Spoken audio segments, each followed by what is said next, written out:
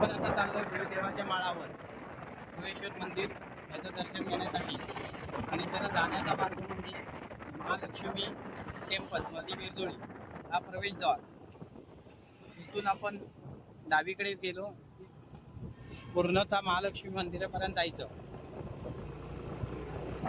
आता आपण चाललोय महालक्ष्मी मंदिर, ग्रामदेवत महालक्ष्मी मंदिर बिरजोळी.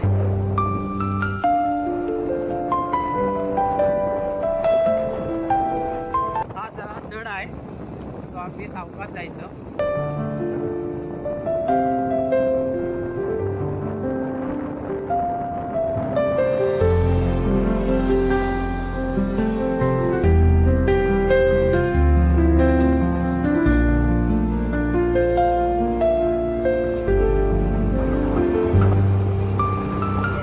अशा प्रकारे आपण महालक्ष्मी मंदिर बिरजोळे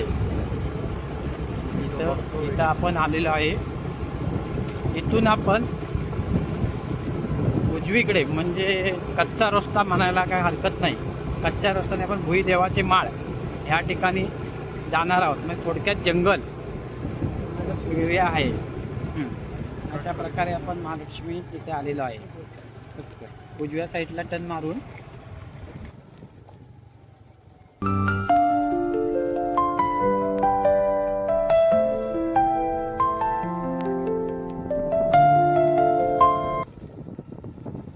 अशा प्रकारे हा कच्चा रोड जंगलातून आपण आता चाललेलो आहोत भुईदेवाच्या माळावर. कमीत कमी इथून गाडी 15 मिनटं आणि पायी जायला कमीत कमी पाऊण तास.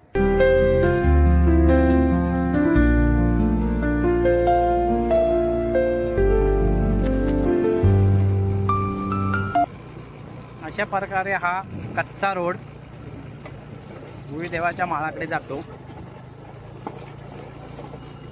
चिपळूणपासून कमीत कमी 6 किलोमीटरवर हा देवस्थान आहे.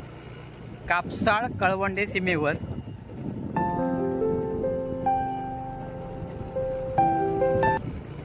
शक्यतो येताना इथनं माहितीच्या माणसालाच आणावे.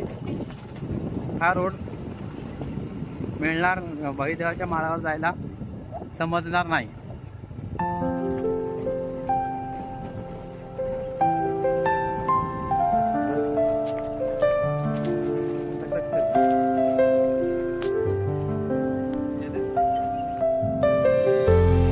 अशा प्रकारे हा रोड आहे आणि इथं छोटीशी वनराई आहे.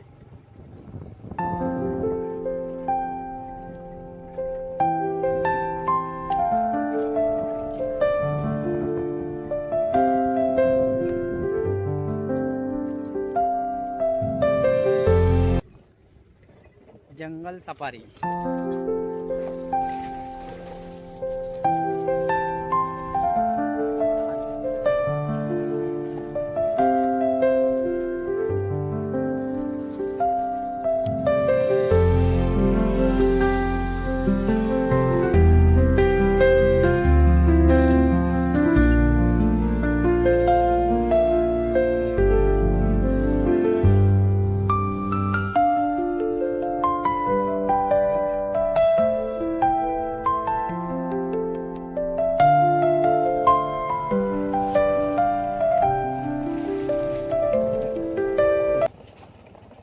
आपण जंगल रोडने चाललेले आहोत.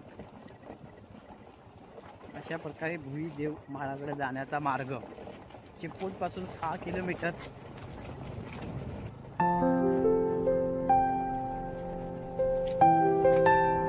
हा जो परिसर आहे ह्याला गाणीचा परिसर असे म्हणतात.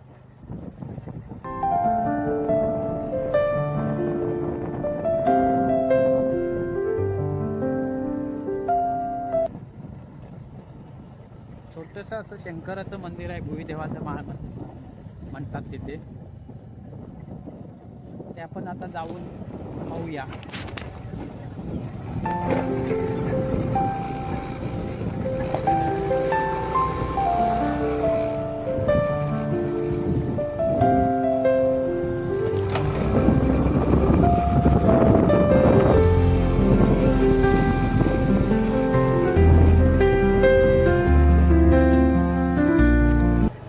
अशा प्रकारे भुई देवाच्या माळ्याकडे जाण्याचा मार्ग शक्यतो कोणाला सापडणार नाही. हा जास्तीत जास्त रानातून मार्ग आहे. भुई देवाचा माळ याला म्हणतात. शंकराचं मंदिर छोटंसं ॲडव्हेंचर असं वाटतं, जंगलातलं जातोय.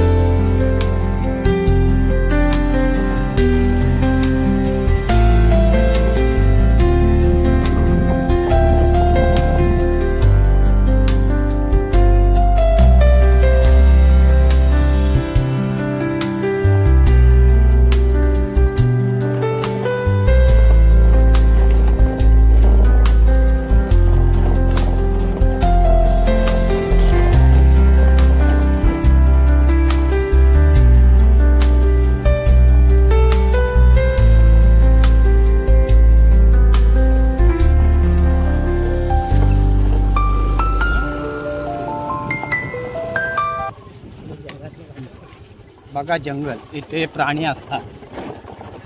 गवा, डुकर, ससे, मोर, लांडोर. एवढं खूप मोठं जंगल आहे.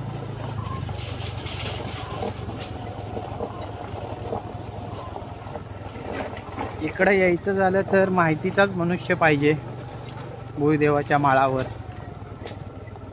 नाही तर वाट चुकण्याची शक्यता आहे.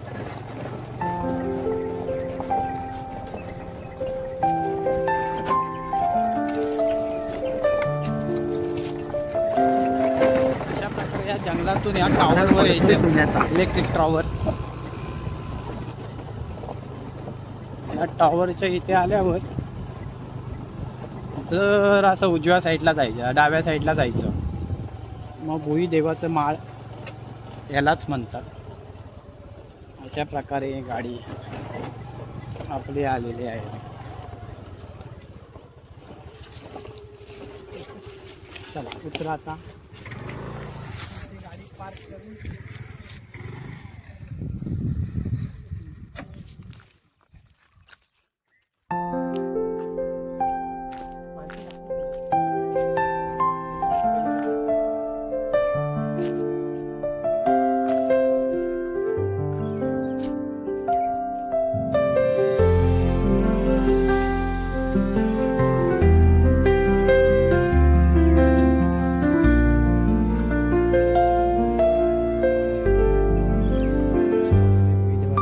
आपण चाललेलो आहेत.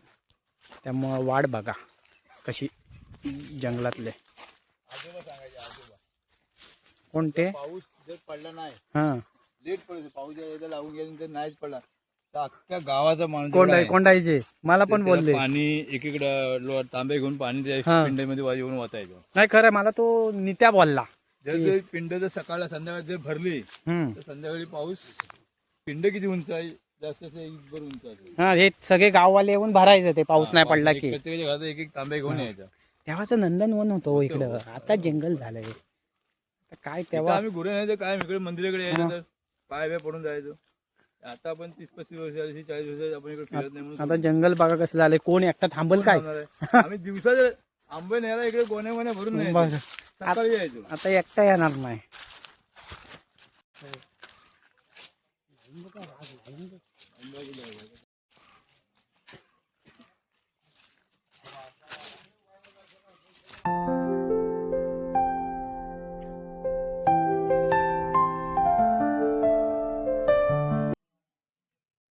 दर्शनची रांग भुवेश्वर मंदिर पहा. दर्शनाची रांग, लोक पाया पडायला लाईनीत उभे. हे जंगलात पूर्ण जंगल, आसपासचा एरिया बघा, पुरा जंगल. कापसाळ गाव, इकडनं येणारी वाट. अशा प्रकारे हे जंगल आहे. यालाच भुईदेवाचे माळ भुवेश्वर मंदिर. छोट्याच्या वनराईत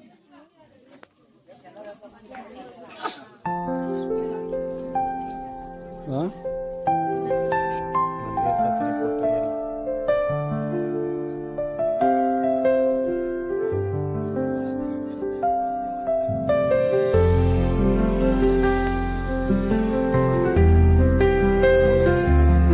एकदम जवळनं पण उपयोग नाही रे.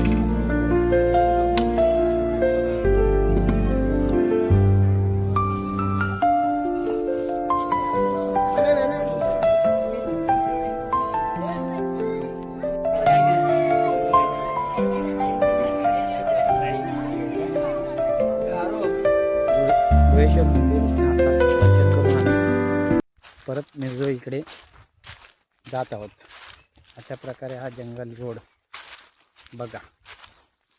मंदिर सापडणं पण कठीण आहे इथे या जंगलात.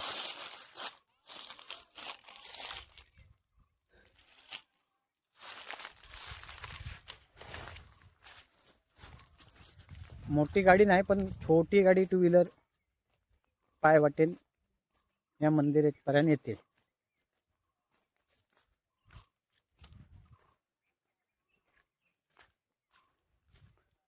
कापसाळ कळवंडे सीमेवर बसलेलं 150 वर्ष, कमीत कमी 150 वर्षापूर्वीचं मंदिर असे बोलले जाते. बघा किती जंगल आहे इकडे.